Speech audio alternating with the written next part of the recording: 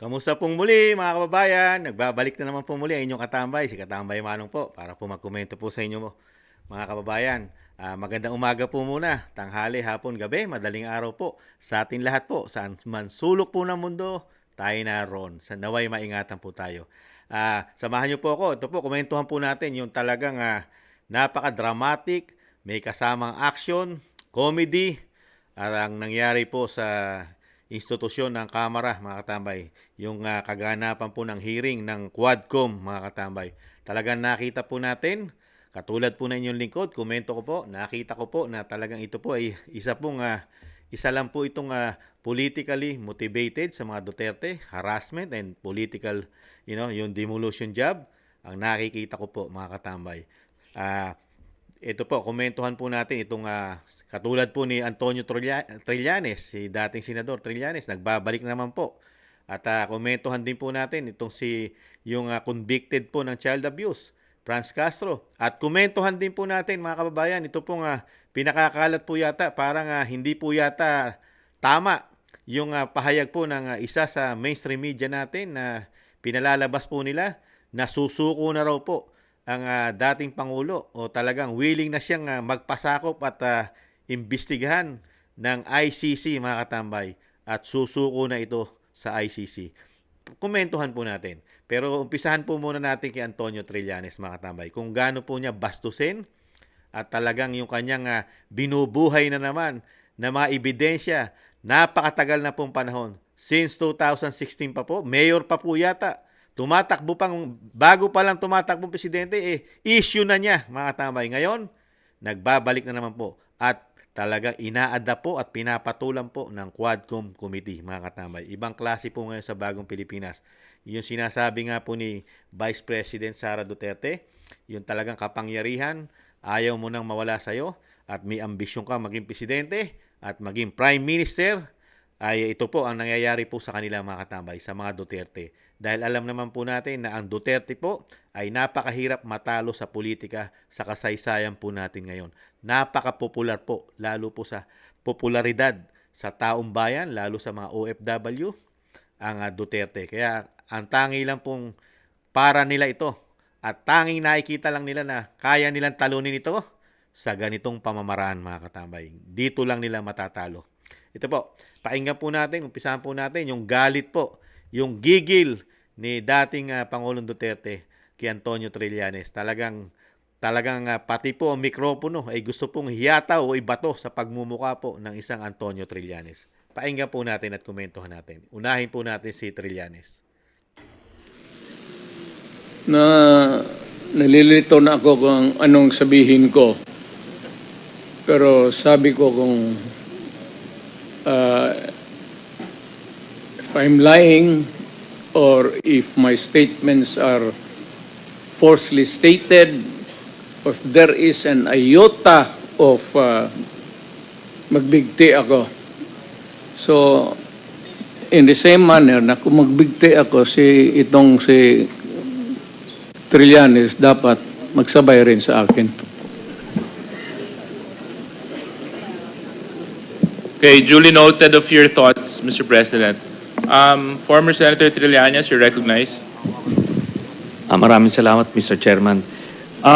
Ito pong dokumentong ito po yung naging basis ko nung plunder case na final ko kay Duterte noong 2016. At ito po ay inimbestigahan ng Ombudsman at ang Deputy Ombudsman, Arthur Carandang, and I think the Quadcom can invite him. Siya ang nag-conduct ng investigation.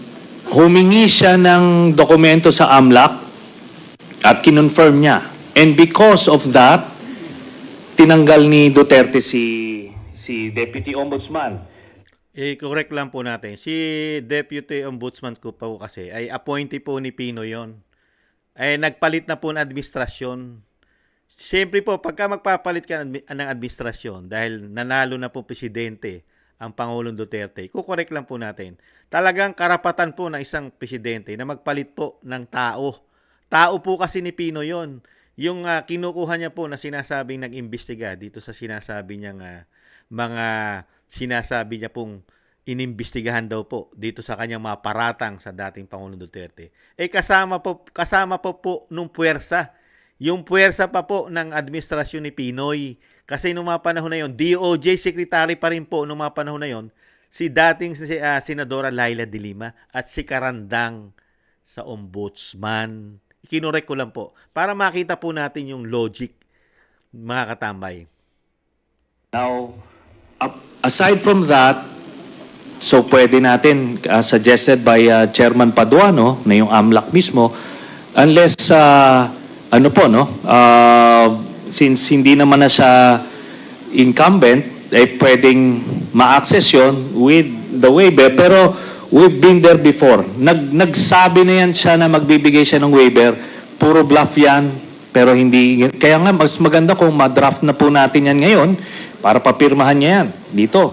No? Para wala ng alibay. Pero ito pa. Ito po mga tambay, correct lang po natin. Kasi napakagaling po abogado at prosecutor at presidente ng Pangulong Duterte, dating Pangulo. Tapos papipirmahin mo ng waiver sa AMLAC, mga katambay. Ano po ba yung pinapipirmahan ni dating Senador Trillanes na nagpapakabayani po? Ano po ba? Hinahanapan niya po ng korupsyon. Gusto niyang pabuksan ang mga bank account ng dating Pangulong Duterte para po masabi niya na ito'y corrupt. Di po ba, sa magaling na abogado at prosecutor, kung ito'y pinagbibintangan mo ng napakalaking laganap na korupsyon involved sa droga, may pera pa ng droga, kamo na ilalagay dyan sa bangko o sa account ng isang dating Pangulo, di po ba dapat kayo po magpapatotoo? Bakit hihingi ka ng waiver o magpapapirma ka sa dating Pangulo? Tapos siya yung inaakusahan mo. At siya pa yung mismong magbibigay sa iyo ng ebidensya. Ganun po ba yun, Mr. Trillanes? Isip-isip din po. Abogado po yan. Prosecutor yan. Maghanap ka ng sarili mong ebidensya na magpapatotoo. Huwag siya ang kunan mo na ebidensya dahil ikaw ang nagpaparatang. Itinama lang po natin. Kung mali ang komento ni Kamanong, pwede nyo naman pong pulaan. Kasi magaling na abogado at prosecutor yon. Siya ang gukunan mo. Di po ba? Logic. I'll be presenting later on, Mr. Chairman, a video of his actual admission of these accounts. No? So, ito naman pong mga cheque na in-encash, in-extract lang namin from that long list. Mga managers' checks po yan. Hindi nawawala sa system po yan. And later on,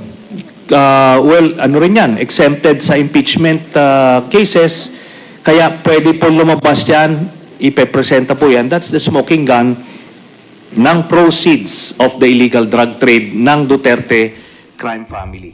Salamat po, Chair. Grabe, no? Grabe po si Trillanes. Talagang pati po sa drug trade, sinasangkot niya pa pala.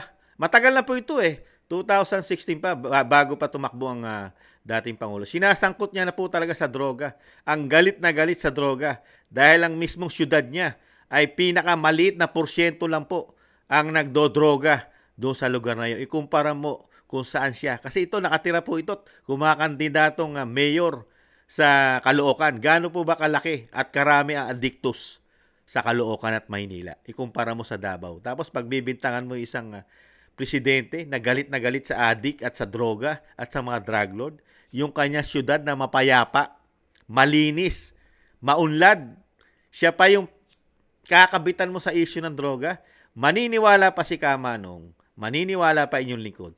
Kung ang pinaparatangan mo, yung mga politiko sa Maynila, dahil doon laganap ang krimen at droga, maniniwala pa ang taong bayan, pagka yung mga politiko sa Maynila, ang pinagbabakbakan mo, Senador Trillanes, dahil napakarami doon. Dahil doon, nalalagay pa sa international, sa buong Southeast Asia, na number 1 o number 2 o kasama sa top 10 na pinakamaraming krimen at droga yata, mga katambay. Ituloy po natin. Thank you very much, Sir, I have to respond to it. Yan, respond. This guy former President, is with all due respect, I'll have to follow the rules. Yeah. I will give you time later, Mr. President. I will give you time later. Just so that we can put to rest this issue of waivers because it's been going back and forth. Will the former president be okay that if we draft the waiver now, that it be signed today instead of tomorrow? Will you be fine with that, Mr. President? Anong kapalit, sir? Hindi. Sampalin ko siya sa publiko. Yun. Gandang Hindi. hapon. Wala namang, Hindi, ngayon na. Oh, yan. wala pong ganunan. Mr. Chairman. I'll give you, no. Sasampalin ko sa Mr. Chairman. Session suspended. Ayan, ginalit mo ang dating Pangulong Duterte. Kung ano-ano pinagbibintang mo. Puro paninira sa social media, sa mainstream media, sa mga kung ano-ano mga platform katulad ng Quadcom na hindi mo naman dinadala sa korte since 2016 pa. Talagang masasampal ka niyan. Ayan, binigyan ka ng hamon ng dating Pangulong Duterte. Ano ang kapalit? Para bigyan ko siya ng waiver. Abogado yan, prosecutor yan. Hinahanapan mo ng malaking korupsyon, lalo sa droga, involved. Bibigyan mo ng waiver. Ayan, binigyan ka ng sample. Ano kapalit? Ngayon, kung magpapasampal daw siya sa publiko, ang Trillanes, baka mabigyan ng waiver. Kung magpapasampal. Di ba ba? Ito, panoorin po natin galit ng dating Pangulong Duterte. Dahil nga puro kasinungalingan at gawa-gawang kwento ang dala-dala po ng isang Antonio Trillanes sa Quadcom at pinaniniwalaan po ito. Halos lahat nila. Ayos.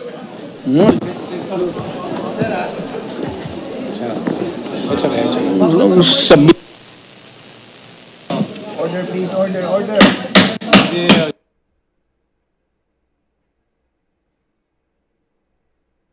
Nakita nyo mga katama, yung galit niya, talagang yung hawak niya sa mikropono.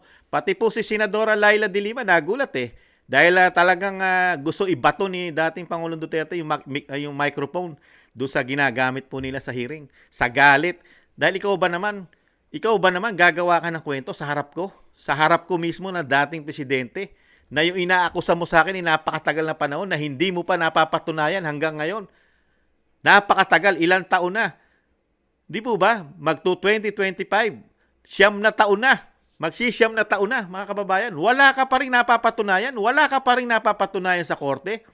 Tapos sasabihin mo, lahat ng sinasabi mo sa kamera, dyan sa hearing ng Quadcom, totoo. Sino maniniwala sa'yo? Ang maniniwala na lang sa'yo, yung mga nakikinabang po yata ngayon. At yung mga magkakakampi, yung nagsama-sama na sinasabi ni Vice President Sara Duterte. Nagsama-sama na lahat.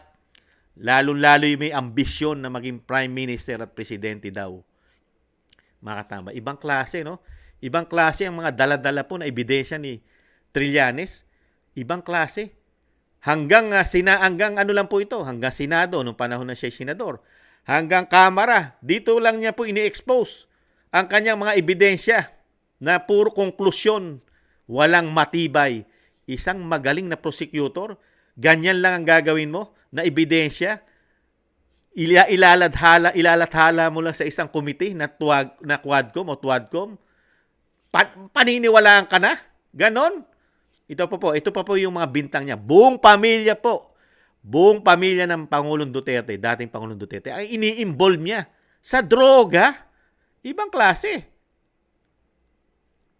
Pakinggan po natin. Ebidensya na pwede naming malink ito. Kaya nga po, binalikan namin yung mga bank accounts na nakalap namin kay Duterte noong 2016. Tinitignan namin kung merong mga pumasok na pagkapirahan dito po sa kanya. At doon nga po kami nakakita ng mga deposito sa account ni... Putulin po muna natin. Nangyayari po talaga yon. Totoo po yon. Pwede mong kunin yung bank account number. Di po ba lahat tayo may bangko naman? May mga bank number account tayo. Yung pagka nakuha mo yon, pwede mo deposituhan yon. Kahit saan, pwede mo deposituhan yung account na yon. Lalo ko ito'y account. Account ni dating Pangulong Duterte. Ngayon, kinuha mo, tapos ngayon nag-akusasyon ka. Tapos ngayon, sinasabi po nila, na imbestigahan daw nila. Illegal yon. Kaya hindi po nila madala sa korte. Illegal ang pagbukas po nila. At tingnan kung magkano ang pera ng dating Pangulong Duterte doon sa kanyang account. Illegal po yun. Bawal sa batas. Paano niya dadalhin sa korte yan? Siya ang mapuputukan dyan. Pag dinala niya sa korte yan, Paano ka nakakuha ng ebidensya? May approval ba ng Supreme Court o ng Korte na tingnan mo ang bangko ng dating Pangulong Duterte?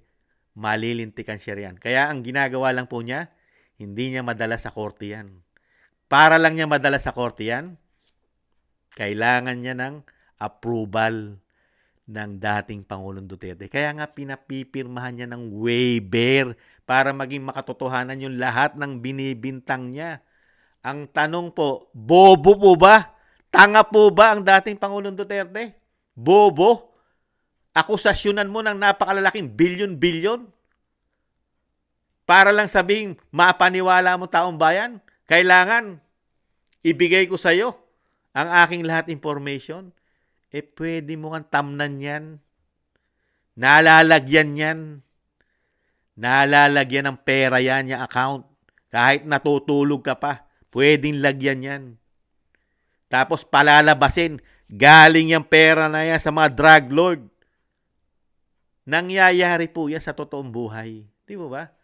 Ang iyong account, nalalagyan. Talagang hindi tangat bobo ang dating Pangulong Duterte para sumunod sa gusto mo. Lumang style na yan. Sa mga accounts ni Duterte, galing po dito po sa grupo ng mga drug lords na ito. Grabe, At drug lord. Grabe. kung papayagan po, Your Honor, meron po akong PowerPoint presentation para po makita po nila kung ano. Grabe, no? Inakusahan mo na. Wala ka pang matibay na ebidensya. Yun lang, presentation mo lang ang ipaikita mo sa publiko. Pinakita niya po ito eh. Yung presentation niya, napakaraming numero. Napakaraming numero siya pinakita. Hilalaki. Presentation niya. Pero hindi pa niya napapatunayan ito. Wala pa siyang matibay na ebidensya. Mga katambay, napakabait lang po ng dating Pangulong Duterte. Hindi po ito pinatulan. Pero ngayon, nakita niyo po, nilabas na naman niya yan sa napakatagal na panahon. Hindi niya na pinag-aksayahan ng panahon yan. Nilalabas niya lang po yan, gada halalan. Dahil alam nila na itong si Vice President Sara Duterte, kung hindi makakadayaan, hindi nila kayang talunin. Kaya isang pamamaraan po ito, komento ninyong lingkod, dahil nagsama-sama na po sila. Itong pamamaraan na ito, ang akala po nila ay masisira nila ang pamilya Duterte na isangkot mo sa mga malaking pera at sa droga, involving sa droga. Malabong mangyari yan. Gising na ang mga Pilipino. Saka ano ang credential ng isang Sonny Trillanes? Ano credential nito? Ang unang credential na ito, ang unang credential na may pagmamalaki nito, yung nagrebelyon, nagrebelde sa pamahalaan, nagrebelyon. Di po ba? Nag-aklas. Di po ba? Ito po ang unang credential na ito, mapagmamalaki. Lumaban sa Pilipino, lumaban sa bayan, lumaban sa gobyerno, pabagsakin ng gobyerno. Di ba? Panahon ni Gloria. Di po ba? Ano po nangyari rito? Nakulong po ito. Kaya nga lang, sobrang lakas po sa administrasyon ni Pinoy. Nabigyan lang po ito ng pardon. Nakalaya. Ngayon, bayaning-bayani. Walang respeto. Wala po siyang respeto sa Commander-in-Chief. Ito po ay sundalo. Pero ang sabi nga ni dating Pangulong Duterte, itong klase na sundalo na ito na hindi mo maipagmamalaki dahil nga nagrebelde. Pangalawa, walang achievement, walang mga medal, walang maipagmamalaki, hindi nakipaglaban ayon sa dating presidente. Ngayon, nagpapakahiro at nagpapakaabogado. Napakagaling na abogado sa kanyang isip at kanyang utak. Yung mga tagmi-tagmi na mga ebidensya, sa tingin niya, panalo na siya. Hindi na kailangan dalhin sa korte. Panalo na siya dito sa hearing. Sa hearing. Ituloy po natin ang isa pong nabigyan lang ng pardon. Sinasabi ko na money trail, paper trail, Talaga? dito po sa drug proceeds ni Mr. Duterte and his family. How many minutes will be your presentation? Ano Pwede lang po po yan? bang, 5 slides lang po ito. Pero I will focus on the last slide lang ho. Sige, Mr. Chairman. Sige, go ahead, Mr. Trillanes. So, ito po ang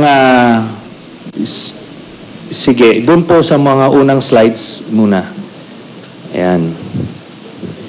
So ito po yung mga bank accounts na nakalap ko po ito noong 2016. Tapos ito po ay na-validate na ng ombudsman na kaparehas nga nung naisumite ng AMLAC sa kanila. Kaya ano po tayo, kumpiyansa po tayo sa provenance nitong dokumentong ito. So, sige po, next slide. Ito po yung mga iba't ibang mga pumasok na pagkapirahan kay accounts ni Duterte. Tapos, sige po, next slide. Yan. So, ang total po ng mga credits na pumasok ay 2.4 billion, no? Ngayon, kung ano talaga yung actual total, malalaman po natin yan pagka binuksan po yung accounts. Ngayon po ito, no? Ang pagkakamali po ni Mr. Duterte nung nagtatago siya ng pagkapirahan, ay ginawa niyang joint account yung kanyang anak na si Vice President Sara Duterte. Kaya ito po. Tutuloy muna natin mga tabay. Isang napaagaling na pangulo at abogado at prosecutor gagawa ng ganitong account na para lang masilipan mo kung totoo. At kung totoo ito, 2016 pa, matagal nyo na itong pinagpiestahan sa korte. Pinabuksan nyo na ito. Di ba? At talagang hindi nyo tatantanan ito. Ngayon, kumukuha kayo ng simpati, lalo sa nakaupo. Dahil alam nyo, nagagamit ngayon ang gobyerno para sa kanilang mga layunin na maging presidente at prime minister. Di ba? Ngayon, magkakakampi Ibang klase, no? Ang lalaking numero, mga katambay. At talagang gustong ipabuksan. Since 2016 pa, ginagawang bobols ang isang dating pangulo, mga katambay. Ibang klase to. Ay alam po naman natin na exempted sa bank secrecy law ang impeachment. So lalabas po yan lahat. Sige po, next slide. Ito po yung last slide, no. Dito po, meron po ito pong mga transactions na ito. Meron pong kay Vice President Sara, meron po kay Duterte, meron po kay Baste Grabe. Duterte, meron kay Pulong Duterte, at meron po kay Hanilet Grabe. Abansenya. Ito pong mga ito ay mga managers checks under their name na ang origin po ng account ay yung isa dun sa mga drug lords na minention ni Las Cañas na si Sammy Uy. Ito po, ano ito? Siguro ng mga panahon na yan, 2011 to 2013, medyo kumpiyansa sila sa kanilang mga gawain, kaya may physical na checks, no? Pero after that, ang mga deposito diretso na sa account, so wala nang paper trail. Pero makikita natin dito yung pattern po, Mr. Chairman. Nagdidibidendo yung drug lord doon sa pamilya nila Duterte tuwing October at April, no? Kaya sunod-sunod. Grabe, no? Pati buwan ng mga drug lord. Drug lord, ibang klase itong magparatang. Ito yung nagpaparatang na sa Quadcom, sa Kongreso, nakumbida. Since 2016. Panahon pa nila DOJ Secretary De Lima noong mga panahon na yun. Ibang klase, no? Ibang klase ito. Kaya matindi ang magiging galit talaga rito ng dating Pangulong Duterte dito sa tao na ito. Talagang, kasi po, talagang masisira, talagang matindi po magiging galit kasi nito sa totoo lang. Di ba? Yung lagi ko sinasabi. Nawala po kasi, nasira ang karir nito sa politics. Sirang-sira po. Hindi na po kasi makabalik ito. Di ba? Hindi na makabalik sa higher position katulad mo ng senador. Ilang beses na po ito natalo. Vice President, talo. Ngayon, tumatakbong mayor, manalo pa kaya ito? Mayor na lang. Baka nga kahit kapitan, hindi manalo ito, mga katamay. Sa ganitong klaseng uri ng pagkatao, nakala mo galing-galing mo, nagpapaka-abogado ka. Samantala ang credential mo sa mga Pilipino, nag-rebellion ka, nag-aklas ka. Kung hindi ka lang nabigyan ng pardon, hanggang ngayon nakakulong ka. Wala kang kalayaan. Napakaswerte mo. Dahil nakuha mo ang loob ng dating Pangulong Aquino. Di ba? Napakaswerte. Ngayon, Ginagamit mo na naman. Ganyan po kasi ginawa nila kay Binay eh. Kung ibalik tanaw natin, di ba? Nung kay Binay, bininay nila. Pero wala lang. Nung hindi nanalo sa politika, ano po nangyari? Hindi naman nila tinuloy. Wala na pong saysay. Di ba? Dahil nga, pinulitika rin nila si Binay yata. Di ba? Nung matalo na, tinutuhukan pa ba ng isang senador Trillanes yun? Yung sinasabi nila na isang damukal daw po ari-arian. Nasaan na yon? Wala na tayong balita ron.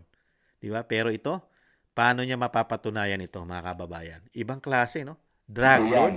And by the way, makikita po natin si Vice President Sara, meron po Wow. siyang dalawang checking in-encash dyan Talaga? under her name, manager's checks. Grabe. Tapos ito po ay while she was mayor, no? Oh, mayor. Kaya yan ay direct bribery, no? bribery. Tapos proceeds of the illegal drug trade. Ito po ang naging pruweba natin. Kaya nung na cross match po namin yung dokumento na kuha namin at dito sa mga personalidad na minention po ni Arturo Las Cañas, na-confirm namin yung kanyang istorya. Nakita niyo po dyan. Makita niyo po, si Las Cañas. Kasama natin si Mato Bato pa, mga nandiyan, Las Cañas, Mato Bato, kung sino-sino pa, mga asset nito, mga tama. Iba, no? Doon pinagtugma-tugma lang yung mga salita. Walang ebidensya. Walang hawak na matibay na ebidensya. Ang hawak lang po yung mga papel na pinakita, yung mga numero. Pero hindi pa rin napapatunayan. Pero totoo na sa kanya yon, yung mga ebidensya niya. Pero pinagtagal niya pa ng 8 taon, magsisiyam na taon, mga kababayan. Magsisiyam na taon. Pero nahandyan pa rin ang kanyang hawak na ebidensya na nasa kokote niya. Nasa kokote niya lang na totoong-totoo, mga katambay. Ibang klase ito. Buong pamilya. Vice President, sinangkot mo rin. Ibang klase ka. Hintayin mo. Pag nanalo ang Vice President Sara Duterte bilang Pangulo, tingnan mo, magandang investigasyon ang gagawin sa'yo. Baka yung binigay sa yung pardon, mawala rin. Di kaya? Si Duterte, pareha sila ng amount na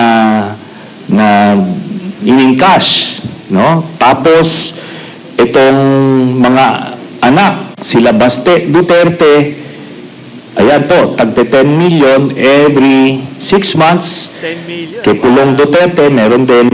Ngayon po, lahat ito ay hawak yan ng mga bangko mismo.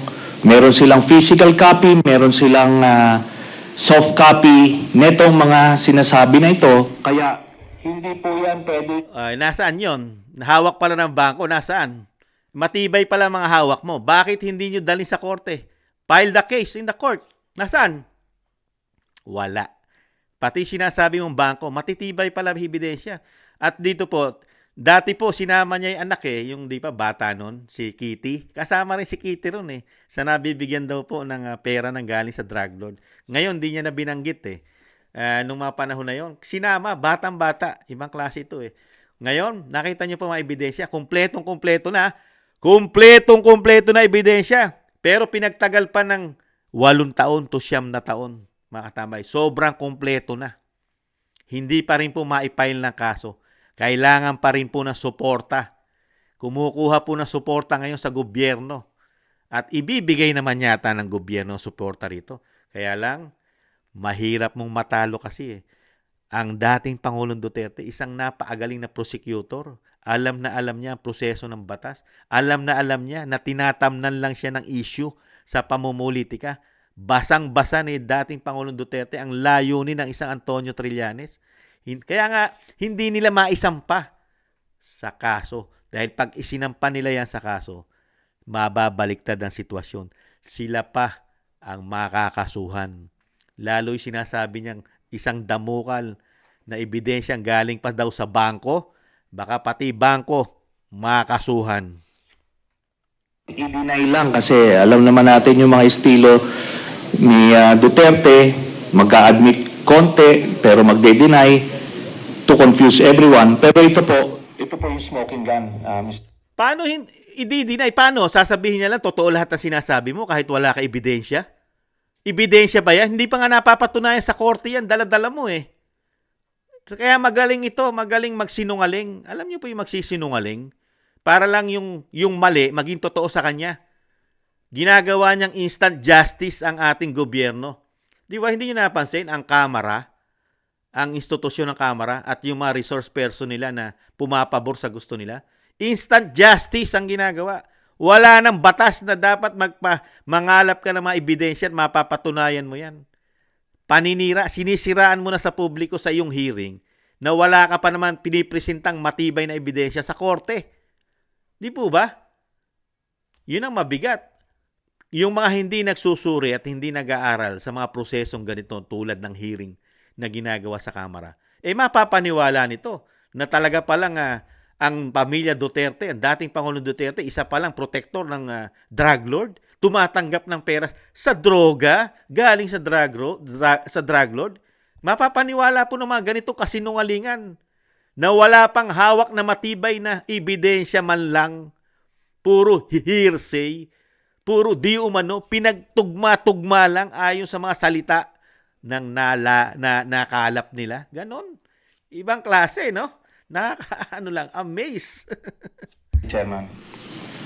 So, yan po, we concluded na peke talaga ito. Ginagawa niya yung war on drugs para proteksyonan niya yung sindikato niya Ganon. na sina Michael Yang, Sammy Uy at Charlie Tan. Ganon.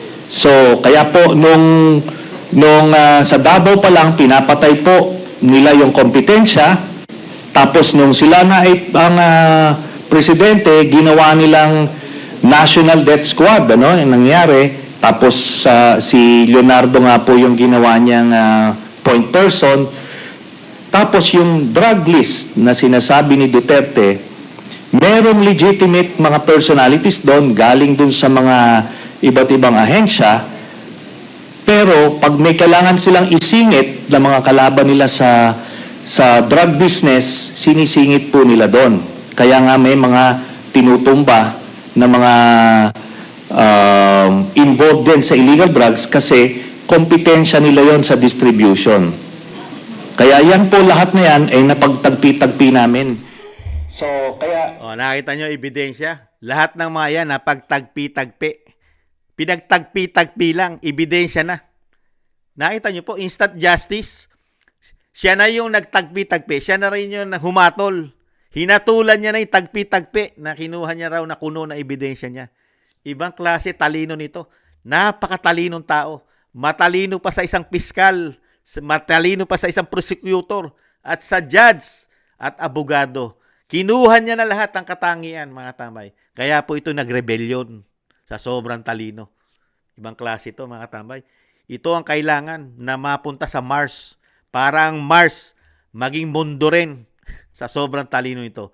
Baka ang planetang Mars ay ma-develop ng utak po nito dahil napaka-advance. At meron po itong sinasabing mga third eye. Napakagaling. Nahuhulaan niya ang nangyayari sa mundo lalo sa pagkatao at sa araw-araw na ginagawa ng pamilya Duterte. Nalalaman niya dahil pagtagmi ng kanyang mga ebidensya na hindi man lang kahit sa isang hagdan ng korte, hindi man lang madala kahit isang hagdan. Dinadala lang sa ombudsman kasi yung panahon nila, ang ombudsman ay kaalyado pa po at appointee ni dating Pangulong Pinoy Aquino. Appointee po. Doon po naging makatotohanan po dahil gamit na gamit po nung panahon ng politika 2016 na sila ang nakaupo. Gamit na gamit po nila ang ombudsman. At syempre po, ang DOJ Secretary na hanggang ngayon ay wala pa rin napapatunayan. That would explain kung bakit protektado si Michael Yang kahit na may report itong si Colonel Acerto. Tapos hindi lang po yan, nung nilabas po yung report na yon, sa sobrang pagproteksyon nila kay Michael Yang, yung mismong gumawa ng investigasyon, yun yung gustong ipapatay at sinampahan ng kaliwat kanang. Di na mo. Naging makapangyarihan sila. Naging senador siya nung panahon ni Pinoy. Alam niya pala na ito yung mga drug lord. Bakit hindi nyo ito inimbestigahan ng 6 na taon kasama si Senadora Laila de Lima? Bakit ngayon nyo lang sinasabi ito sa mga Pilipino? Kung totoo, napakagaling mo at nakakalikom ka ng tagmi-tagming ebidensya, bakit hindi mo tinutukan at pinakulong yang sinasabi mo mga yang si Michael Yang at marami pang kasama na pinoprotektahan ka mo ng dating Pangulong Duterte? Mga negosyante, katulad ni Michael Yang, negosyante, di ba? Mga negosyante. Ibang klase. Ang hirap po kasi, pagka yata Chinese, pag Chinese yata, ang tingin po yata ni dating Senador Trillanes, mga drug lord na, basta Chinese yata. Masyado yatang iba pagtingin ito sa ma-inchik. Ang tingin mo agad drug lord. Samantalang, lumipas ang 6 na taon sa panunungkulan mo. Sa panahon ni Pinoy, wala ka malang napatunayan sa mga ito at naipakulong kung talaga mga drug lord ito. Ngayon ka magyayaw-yaw, matagal mo na palang alam, since 2016 pa, kayo pa nakaupo. Kaya makita natin dun sa mga drug lord na hindi kasabwat sa sindikato ni Duterte, ano siya, porsigido siyang patayin. Pero doon sa kanilang grupo, itong mga ito na mention, Michael Yang, Charlie Tan at Sammy Oy, protektado hanggang ngayon. Ni nga si yung PDEA Director. Nakita niyo po, kung napakabait lang po ng pamilya Duterte. Kung ang pamilya Duterte katulad lang ng ibang politiko, napakarami po isasampang kaso rito. At hindi naman niya kayang patunayan lahat ng kanyang binibintang. Makukulong ito. Mga libelous po ang kaso ito. Nakita niyo po, puro pagbibintang, mga pagpatay. Nawala naman siya ebidensyang hawak maliban doon sa tagmi-tagmi. Napakabait lang po talaga ng pamilya Duterte. Talagang hindi po, bihirang-bihira silang magsampa ng kaso. Pero kung, totoo, na para po matapos na rin to, yung mga pinagbibintang ng mga pagpatay, drug lord, dapat po rito, kasuhan po ito. Kasuhan po ng mga Duterte ito. Itong mga ganitong klase po na nagpapakabayani, mga katambay, para po mabigyan din po ng aral at yung mga ganitong klaseng nagpapakatalino yata at sobrang galing sa tingin niya sa sarili niya, mabigyan din po ng aral. Mabigyan po ito ng isang, yung sinasabing isang saltek. Para po, sumosobra po yata saltek. Di po ba? Dahil napakaalam niya po at napakamaalam sa batas, mga katambay, ibang klase. Ni Duterte na si Wilkins Villanueva, hindi nga masama sa drug list hanggang after 2022 si Michael Yang. Yun po ang dahilan kasi binilin po sa kanya yan ni Duterte. Nakita mo, pinagbintangan pa yung dating PDEA chief. Pinagbintangan pa dahil bilin daw, na kaya hindi raw na isasama sa drug list. Bakit hindi nyo sinama nung panahon nyo sa drug list? Mas laganap ang droga nung panahon nyo. Nung panahon po ni Pinoy, mas laganap po ang droga. Kaya nga po napakaraming namatay. Sa totoo lang, pinakamaraming namatay sa panahon po ni Pinoy. 85,000 mahigit, 85,000 ang namatay sa loob ng 6 na taon. Samantalang kay dating Pangulong Duterte, yung ipinagmamalaki nila na sobra raw patayan. Ang namatay sa war on drugs, wala pang 6,000. At yung sinasabi raw nila na may marami raw biktima na hindi mga adik, sinasabi nila 30,000 daw. Ang kabuuan, pati daw hindi mga adik. Sino mas malaki?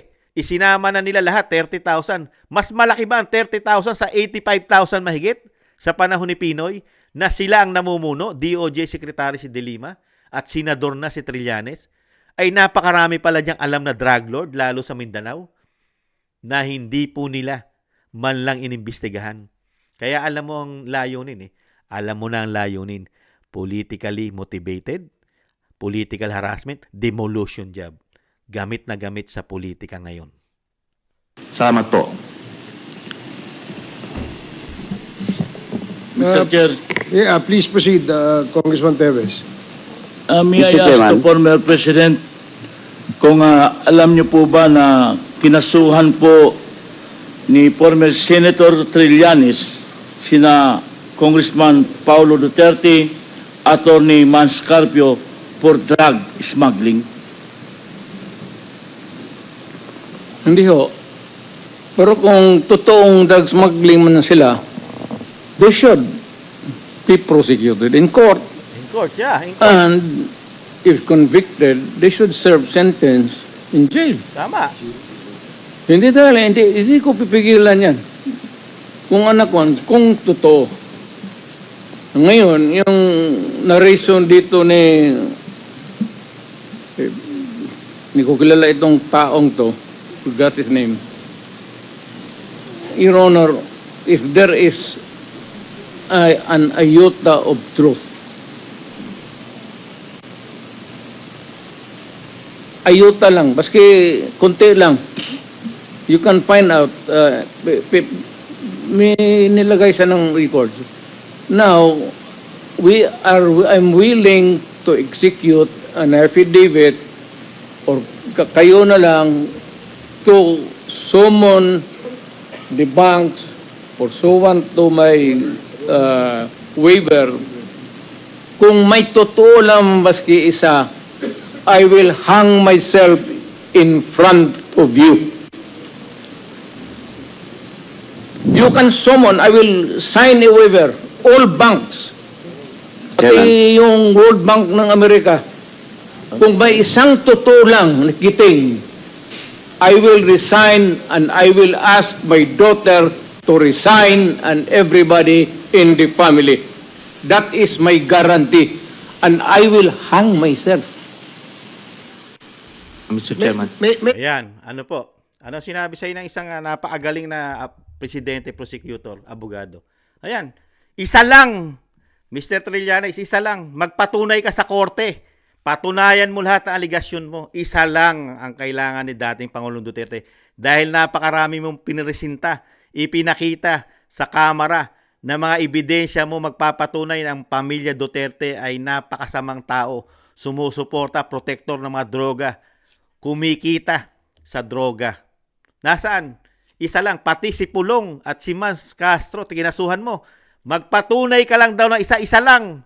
Pag nakapagpatunay ka na isa, na ipanalo mo sa korte, lahat bubuksan niya at magbibigti pa siya sa harapan mo. Ayan. Patunayan mo na, umpisahan mo na, Trillanes, yung hamon sa'yo. Hindi yung ginagawa mo lang gago, tanga mga Pilipino, pinaniniwala mo. Binigyan ka na ngayon ng ultimatum ng isang matanda. Matanda na, baka makamatayan pa. Wala ka pang naipapanalong kaso. Yun ang hirap sa'yo eh. Napakahirap po kasi maging napakatalino. Sobrang talino. Sobrang galing ang tingin niya sa sarili niya.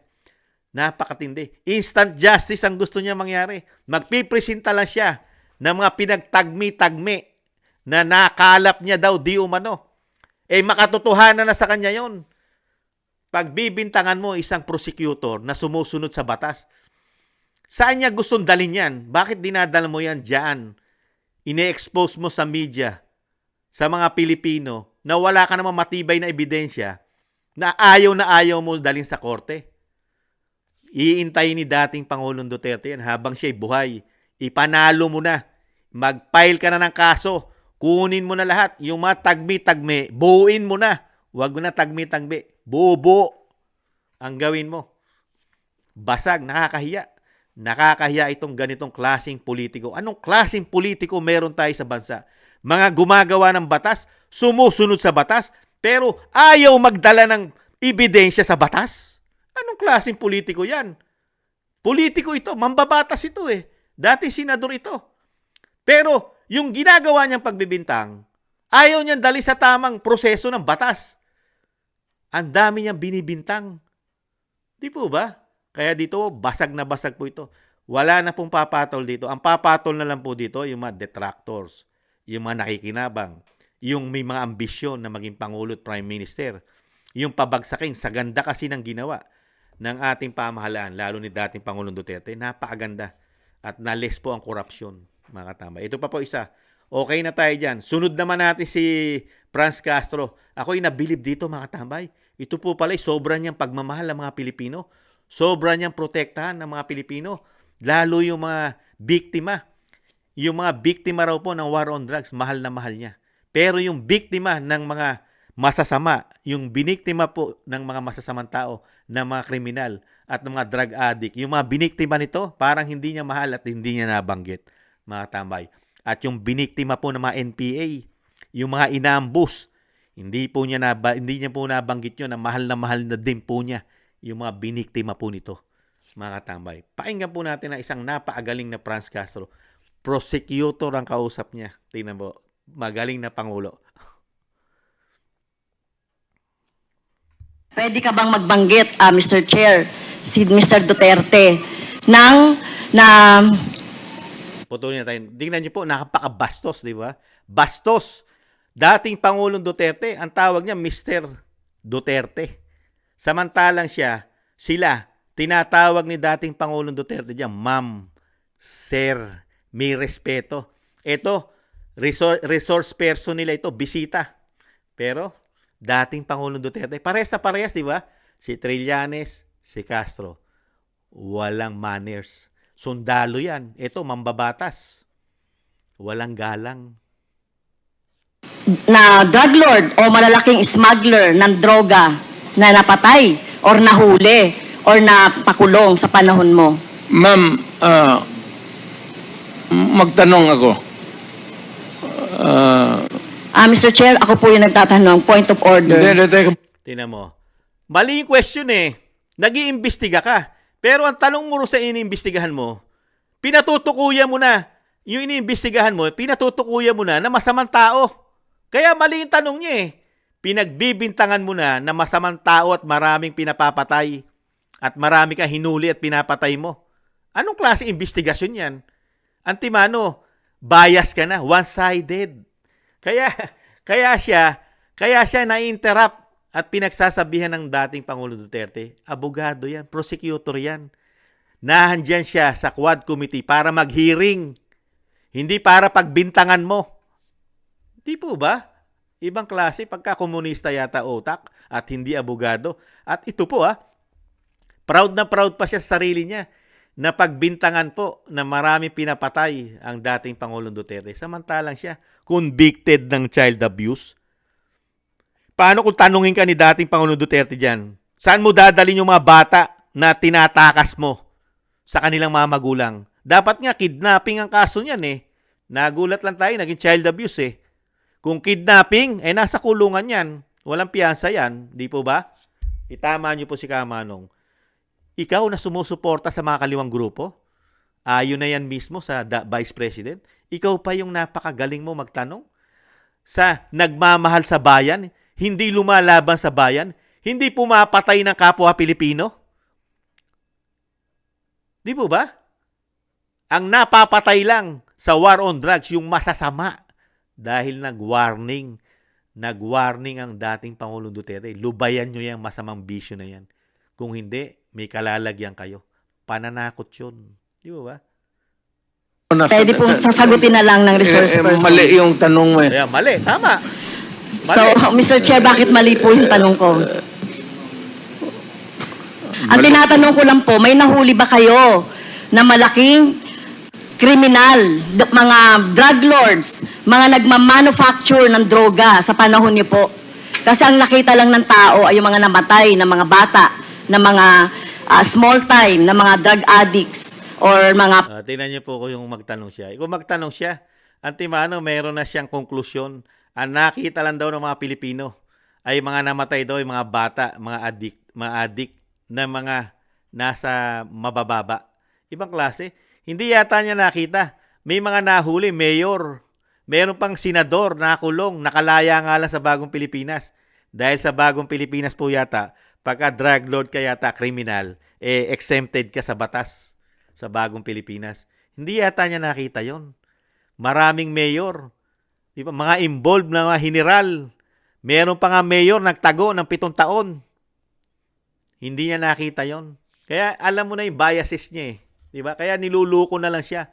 Pinaglalaruan na lang siya dito ni dating Pangulong Duterte dahil, nonsense para pagpatulan mo pa ang mga question niya. Pusher, etc. O meron mang mga LGU na mga mayor, merong iba.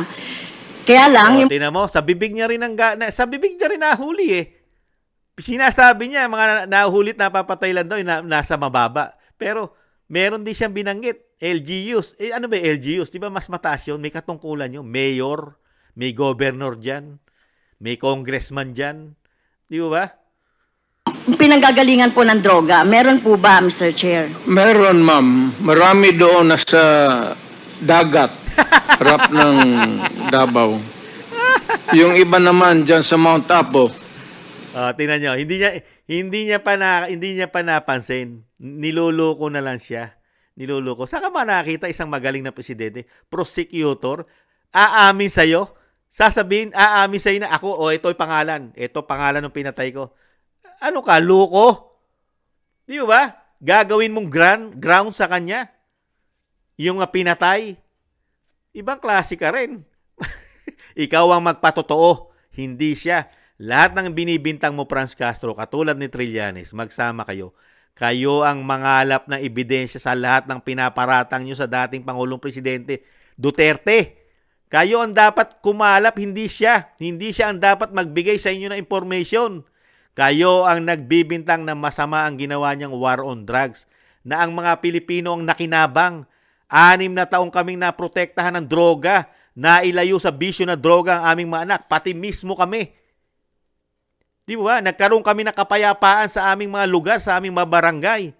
Hindi na kami natakot ng 6 na taon na kami isang araw ay aakyatin ng masasamang tao na lulong sa droga dahil kailangan ng pambili ng droga. Di ba? Pati ang aming mga anak na protektahan, na po pwedeng halayin ang aming mga anak na babae, patayin ang aming mga anak. Di ba? Kayo lang ang hindi nakakita ng magandang kabutihang ginawa ni dating Pangulong Duterte. Dahil sa nakikita ng taong bayan, kayo, mas sinusuportahan nyo yata ang masasama sa ating bansa. Doon kayo yata nakapanig sa gumagawa ng masama. Nagsama-sama po yata kayo lahat dyan sa Quadcom Committee na para lang po yata kayo sa masamang tao. Hindi kayo para sa mabubuting Pilipino. Pinuprotektahan po yata ninyo yung gumagawa ng masama. Imbis na turuan nyo sila na lumayo sa masama, lumayo sa bisyo, yun dapat ang gawin nyo. Hindi. Nakakita pa ngayon ng masasamang tao na nagkakaroon sila ng protektor dahil pinagtatanggol sila ng mga mambabatas. Protektado sila ngayon. Kaya spoiled po yata ngayon ng mga masasama dahil meron tayong mga mambabatas ngayon na nagpapakaabogado sa kanila. Samantalang yung biktima, yung biniktima ng masasama, mga NPA, mga drugista, mamamatay tao, nasaan ang human rights sa amin? Wala kaming human rights. Wala kaming due process sa aming mga mahal sa buhay. Nakinitil nito, lalo ng grupo ng NPA. Pero ito, ibang klase. Can you elaborate on that? Anong dagat at anong tapo? Tinapon ko. Sino po yung mga tinapon ninyo na mga drug lord at smuggler at malalaking fish sa droga? Hindi ko na tinanong bakit pa ako magtanong. Basta pag nahuli, drug lord, I take over. Tingnan mo, niluloko lang siya eh. Niluloko lang siya. Hindi pa nakakahalata, nakakahiya. Nakakahiya lang ang nangyari kay Franz Castro. Hindi kasi niya alam ang proseso ng pagtatanong. Kaya kayang-kaya siyang lukuhin na lang, mga katambay. Lagay ko sa bangka. Pagdating doon sa dulo, talian ko yung kamay pati paa, tapos itapon ko. Ay, naka. Okay. So, dapat po magbanggit kayo. At alam ko po, Mr. Chair, si Mr. Duterte. Bakit si Pangulong Duterte ang magbabanggit? Dapat ikaw. Kasi kayo yung nag-aakusa. Pinagbibintangan nyo na masama ang ginawang war on drugs. Maraming pinapatay. Maraming namatay. Dapat kayo magpatuto kung sino yung mga drug lords saka sino yung sinasabi nyo na magbanggit ng pangalan ng mga namatay. Kayo ang maghahanap nun ng ebidensya, hindi si dating Pangulong Duterte. Dahil kayo yung nag-aakusa. Di po ba yon? Kahit dali mo sa korte, ang naghahanap ng matibay na ebidensya ay nag-aakusa. Hindi ka bibigyan nung inaakusahan mo. Di po ba? Ng ebidensya para sa'yo. Gamitin mo rin ang utak mo. Kasi wag mong dalhin yung utak sa bundok, dinadala mo sa korte. Isang prosecutor ang kausap mo, dadali mo yung utak bundok. Ay, hindi po pwede utak bundok doon. Franz, di mo ba? Eh kung yung kaso mo nga, convicted ka ng child abuse kung hindi ka lang malakas sa speaker sa bagong Pilipinas, sobrang lakas mo lang yata. Dahil kung sa ibang bansa, katulad niyan, representative congressman may kaso ng child abuse, suspendido yan. Suspendido sa ibang bansa yung mga ganyang klaseng politiko. Kung sa Amerika yan, hindi na makakapagtatanong kay dating Pangulong Duterte yan. Yang Franz Castro.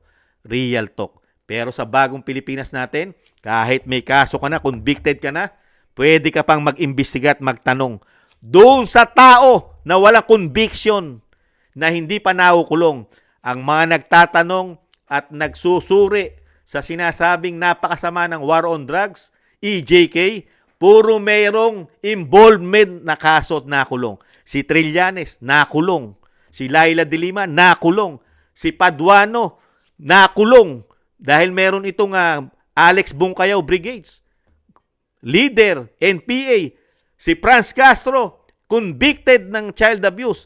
Si Labrosa, si Manuel, puro merong issue na sumusuporta sa mga limang grupo. Tapos ang tinatanong mo, inaakusahan mo ng masama ang ginawa sa bayan na walang conviction. Puro kabutihan para sa mga Pilipino ang ginawa. Pinurotektahan ng mga Pilipino, lalo ang kabataan, na ang susunod na henerasyon ay hindi maging bangag. Pero sa bagong Pilipinas, mas gusto yata ang ating henerasyon ay maging bangag na. Katulad po yata, sabi ni Kati Binag, na ang Pangulo daw po ay isang lawyer at alam ninyo yung due process. At alam nyo ba paano pahalagahan ang buhay? Whether yan po ay talamak na kriminal o wala ng pag-asa sa buhay or whatever, kung nahuli, dapat ay binigyan ng due process, ikinulo, yun. Sinabi mo, bigyan daw ng due process kahit anong sama ng kriminal. Paano kung lumalaban? Yun ang tanong dun Alam mo ba, nakita mo ba sa actual lahat ang ginawa ng mga pulis? Yung po ba lahat, wala bang lumaban doon sa mga namatay? Wala bang mga armasyon? Yung karamihan doon? Yun ang tanong natin Saka yung sinasabi nga po natin, kahit po mga pulis, kahit po ang mga abogado, di po ba? Pagka nasa duty ka na, nasa batas po yata yan di ba? Kung hindi nagkakamali inyong likod. Pagka po umaakto na sa duty ang isang kapulisan ng ating bansa, di po ba? Pagka umaakto na sila ng uhuli ng lumalabag sa batas, katulad po ng mga drogista, at ito ay ayaw magpahuli at bagkus ay lumalaban pa, di ba? May dalang armas. Papuputukan sila dahil ayaw magpahuli. Sa tingin nyo po ba, yung bala na pinaputok ng kriminal, yung sinasabing involved sa droga, lumalaban sa batas, sa alagad ng batas? Alam po ba ni Franz Castro kung saan tatama yung pinaputok dahil lumalaban sa batas? Di po ba hindi? Pwede pong makapatay yon ng ordinaryong tao. Magkakaroon po ng damage yon. Di po ba? Yun po ay nasa batas. Hindi kasalanan. Hindi kasalanan ng bala kung saan siya pupunta. At hindi rin kasalanan ng pulis kung paputukan niya yung kriminal at hindi tumama doon sa kriminal at sa iba tumama, hindi pa rin siya lumalabag sa batas kasi hindi mo alam kung saan pupunta ang bala pag pinaputok mo. Simple logic. Di po ba? Kaya meron talagang nangyayari na nagiging biktima po na hindi talaga sangkot sa droga. Ngayon, yung sinasabi naman po na abusado ang mga pulis, nangyayari po talaga yan sa lipunan. Dahil nung mga panahon po ni dating Pangulong Duterte, na nag-uumpisa po ang war on drugs, mismo mga kapulisan sangkot sa illegal na droga. May mga protector sila. Sila nagiging protector doon sa mga tulak. Dahil nga, ginagawa po nila extra income yan. Trabaho, pera.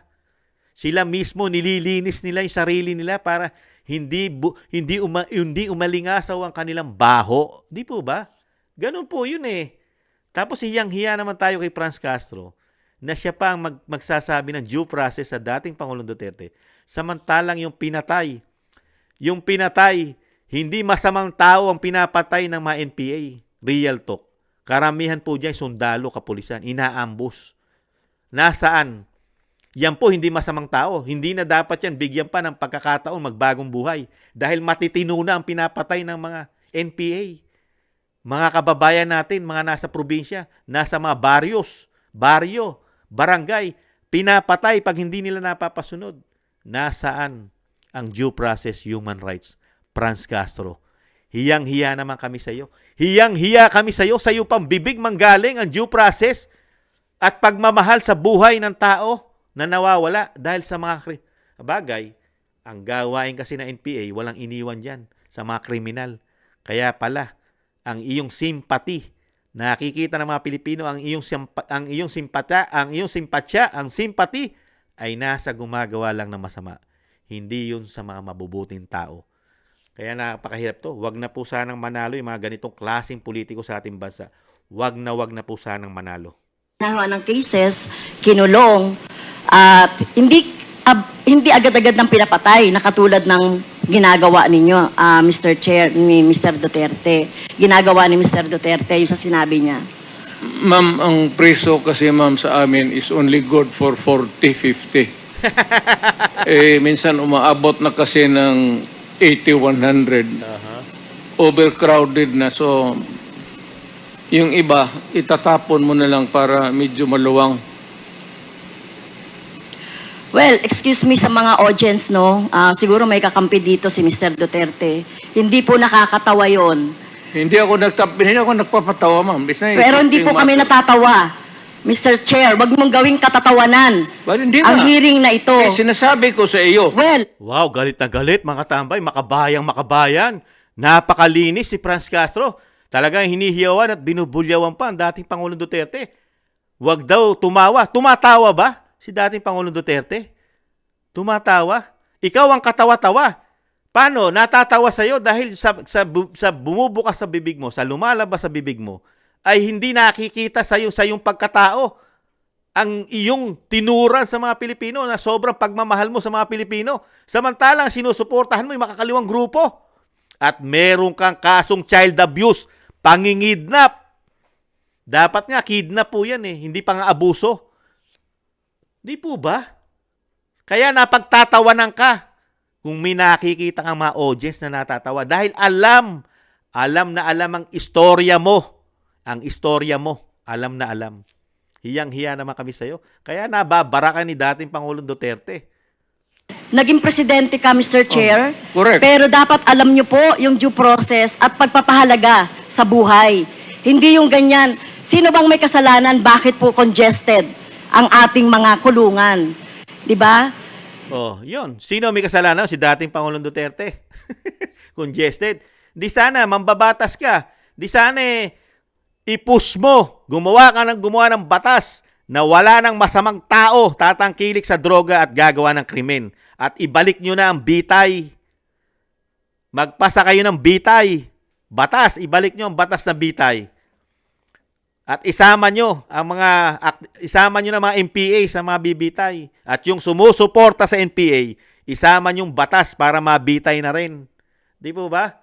At ganun din po ang mga drug user, yung mga nagbebenta, ginagawa negosyo, drug lord.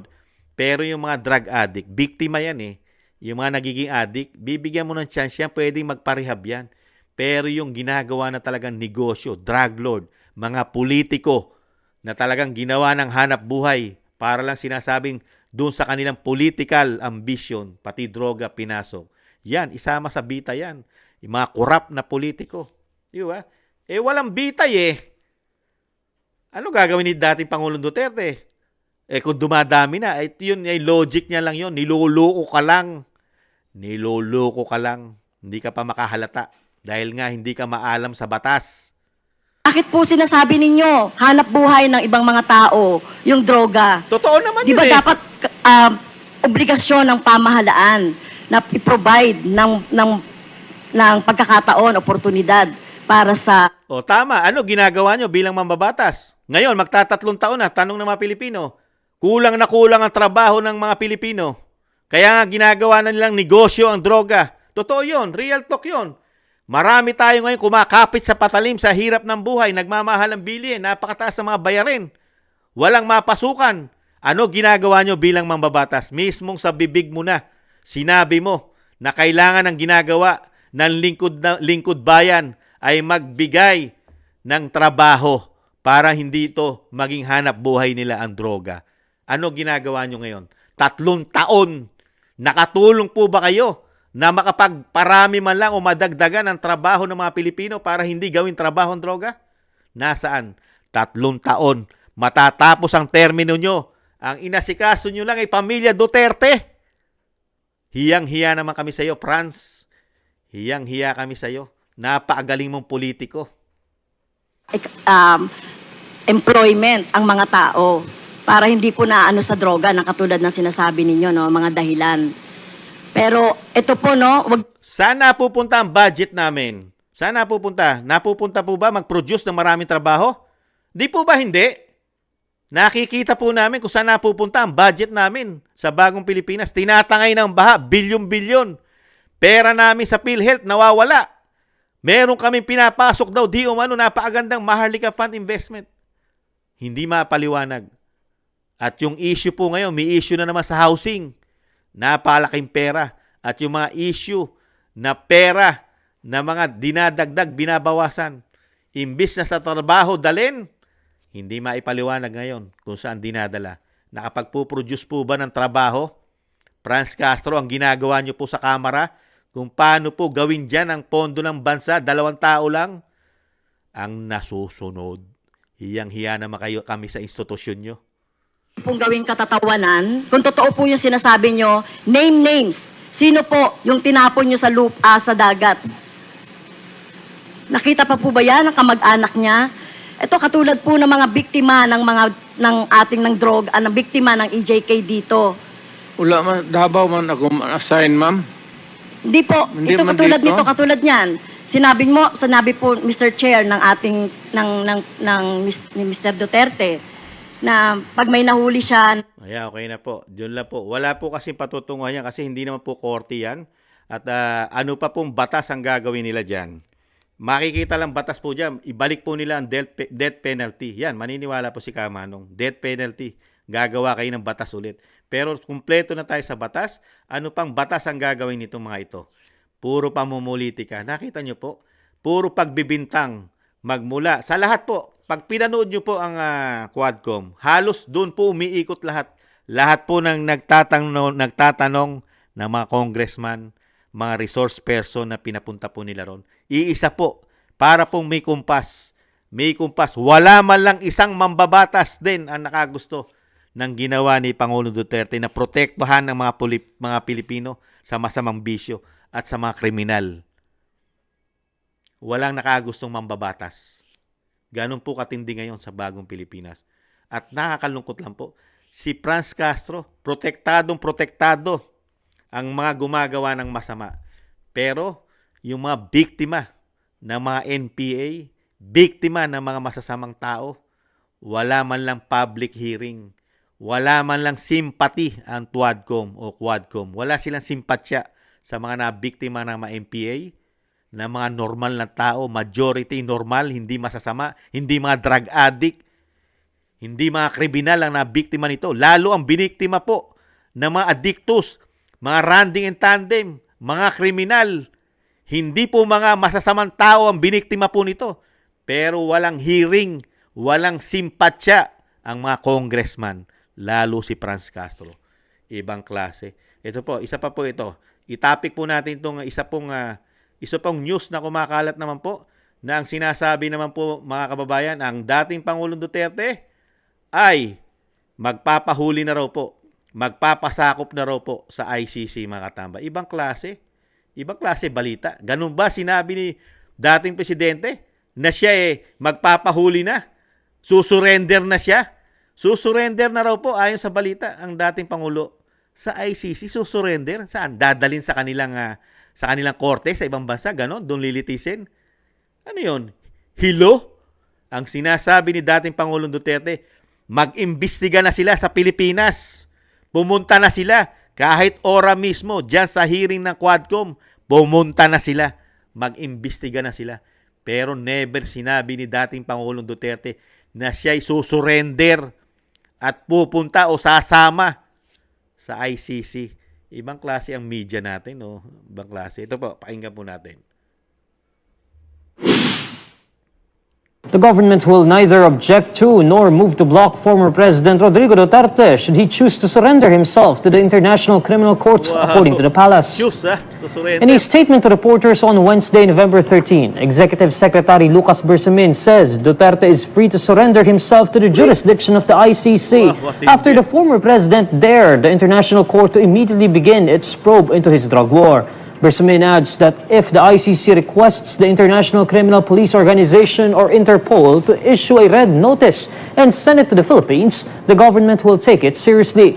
An Interpol red notice is a global alert to locate and provisionally detain a person awaiting extradition or similar legal action based on a valid arrest warrant from the requesting country.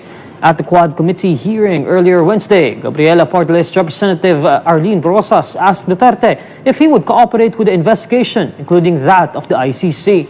Duterte replied by saying the ICC is welcome to start its probe as soon as Thursday, November 14, adding he might die before the probe even begins. At the ICC, several cases for the crime against humanity of mass murder were filed against Duterte and his police officials. Officially, there are over 6,000 drug suspects who died during police operations while Duterte was in office from July 2016 to June 2022.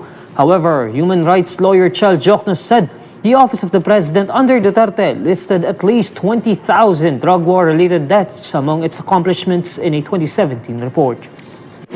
Nakita niyo po ang news. Talagang magaling po ang news, ano? Talagang antimano. Yung sinabi ni dating Pangulong Duterte na mag-imbestiga, sige, pa-imbestigahan nyo na. Hindi niya sinabi, susurrender siya. At yan din po kasi ang layunin ng bagong Pilipinas. Diba? Nag-react agad ang pamahalaan, ang Executive Secretary Bersamin. Diba? Pagda nag-request na ang ICC at ang Interpol, diba? Willing na sila na ipa-aresto at pakuha ang dating Pangulong Duterte. Ganun po ba? Subukan nyo. Subukan nyong gawin sa mga Pilipino. Ang mga Pilipino. Subukan nyo. At ang paniniwalaan ng ICC, yung investigasyon sa Quadcom at Senado, doon maniniwala. Ganyan po ba kababaw mag-imbestiga ang International Criminal Court? Ang mag-iimbestiga? Puro may kaso? Puro may involved sa droga, krimen? Mga may makakaliwang grupo? Paniniwala ng ICC? Sige, subukan yung papasukin. At tinutwist po ng media, lahat ng sinabi ni dating Pangulong Duterte. Kasama po ang grupo ng Makabayan Black. Pinaniniwalaan po ng media ang Makabayan Black. Hindi nila pinaniniwalaan ang magandang nagawa ni dating Pangulong Duterte sa bansa at sa mga Pilipino. Ano ang napatunayan po ng bagong Pilipinas? Ano po napatunayan ng 3 taon? Pamumulitika? Proud na proud po ba? Proud na proud po ba ang mga Pilipino sa ganitong klaseng mga politiko sa ating bansa? Kung gusto po ninyo, mga kababayan, mga katambay, kung gusto nyo po ng ganitong klaseng pamumulitika sa ating bansa, ibalik nyo po lahat yan. Iboto po ninyo. Kung kayo'y proud na proud sa ganitong klase ng bansa at ganitong klaseng pamumulitika, ganitong klaseng paglilingkod sa loob ng 3 taon na binigay sa atin, ibalik nyo po silang lahat. Pakinabang po sila sa mga Pilipino. Napakaganda po na pupuntahan ng ating bansa. Sigurado po ang ating mga anak at ating mga apo, puro bangag na sa susunod na henerasyon.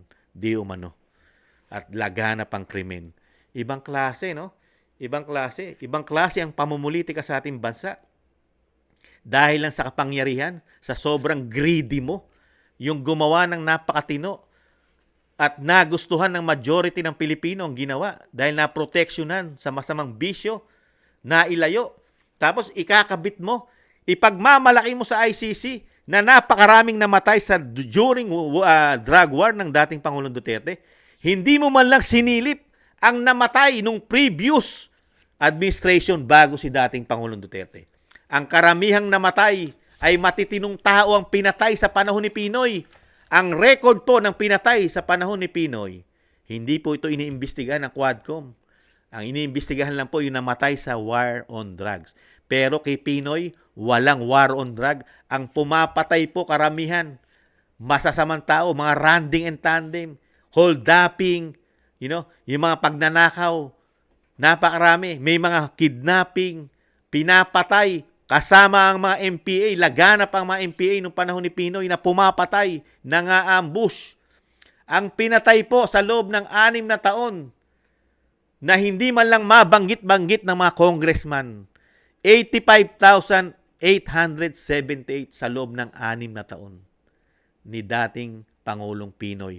Walang human rights, walang ICC investigation, walang due process.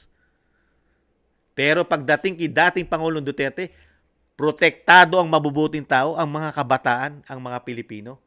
Yung pinagmamalaki nila, sobrang laki na 20,000 daw. Kahit gawin mong 30,000, ano ang mas malaki? 20,000, 30,000 o sa 85,000? Nakaramihan ay matitinong tao ang pinatay. Samantalang dito, karamihan ay may mga kaso. Ginawang hanap buhay ang droga. Ginawang bisyo na hanap buhay. Pati mayayaman tumangkilik. Mga oligarko tumangkilik yata. Meron pang presidente, pamilya daw, tumangkilik din sa droga. Di mo ba? Ano ang gusto nyo mangyari sa ating bansa? Narco politics? Maging Mexico? Colombia? At maraming bansa na laganap ang droga? Nahirap, sugpuin, samantalang merong presidente na nakita natin napakaganda, na-stop, na-control. Na-control niya ng 6 na taon. Nagkaroon ng disiplina ang mga Pilipino. Nagkaroon ng takot na gumamit ng droga. Nagkaroon ng takot. Ngayon ba, may disiplina ba ang mga Pilipino ngayon? May takot ba ang mga Pilipino ngayon? Wala. Malayang malaya. Kasi mismo ang kapulisan natin, ang sinasabi, ang droga ay isang hindi maituturing na salot. Pwede pang magamit, lalo kung ito'y ginagamit mo raw sa hanap buhay. Dagdag enerhiya. Tama po ba yun? Droga yan? Maririnig mo sa isang pulis, PNP general? Ibang klase. Ganyan po ba ang gusto nating mga namumuno sa ating bansa? Samantalang sila, sitting pretty. Iba ang ginagamit nila. Ang droga nila. Hindi mo nakikita nagdodroga yung mga yan kasi ginagamit nila mga yate, eroplano yata, at karagatan. Iba ang kanilang mga session. Ayon kay Kati Binag. Pero mga Pilipino, ang ginagamit na droga, di ba? Napakadali kang masira ang ulo. Napakahirap mo na ibalik sa normal pag ikaw ay addicted na. Di mo ba? Napakahirap ng bansa mo. Namumblema ka na magbigay ng trabaho. Real talk. Namumblema na ng bansang Pilipinas na magbigay ng maraming trabaho. Magpababa ng bilihin. Puproblemahin mo pa yung napakaraming drug addict na kailangan mo pa raw ipagamot. Dahil nga na biktima. Biktima po kasi ang mga addict eh. Biktima ng masamang bisyo. Ngayon, lalagyan mo pa ng maraming pondo para sa rehabilitation nito. Iparirehab mo ito eh. Lalagyan mo ito ng malaking pondo ng gobyerno.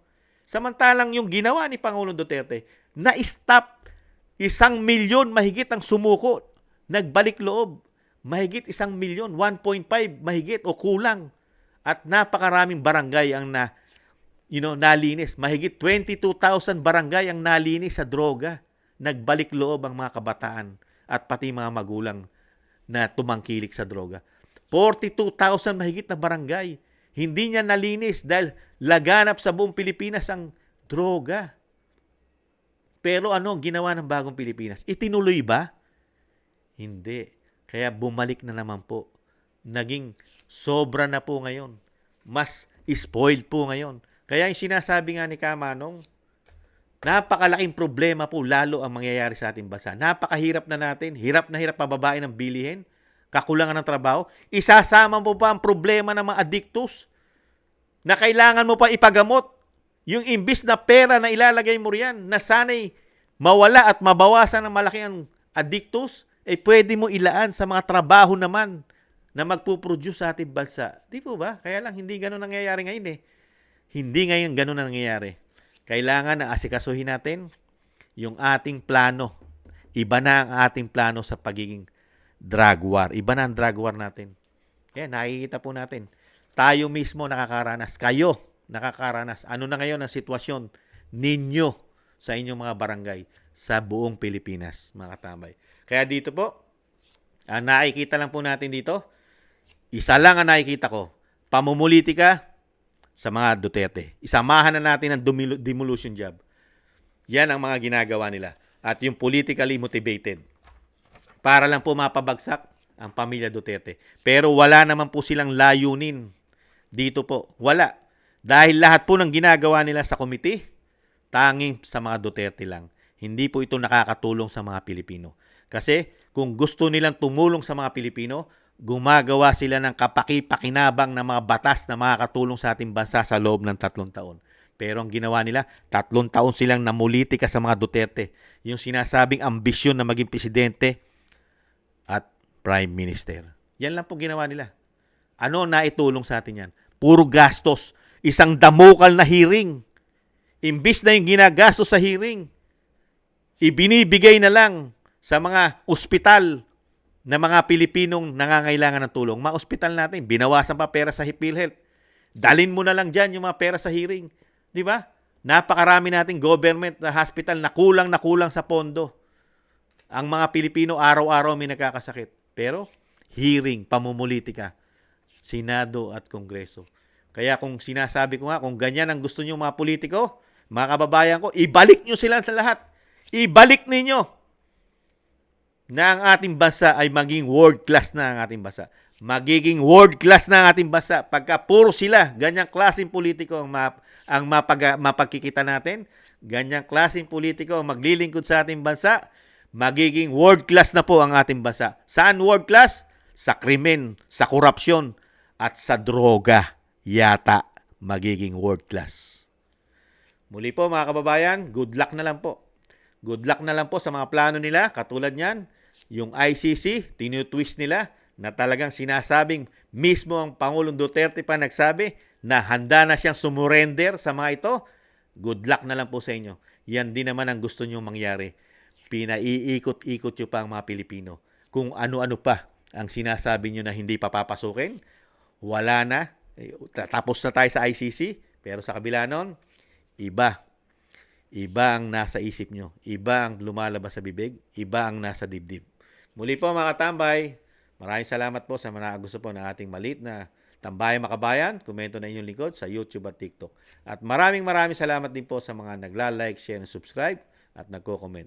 Maraming salamat po mga katambay. Sa muli at sa ulitin. Bye-bye. Paalam.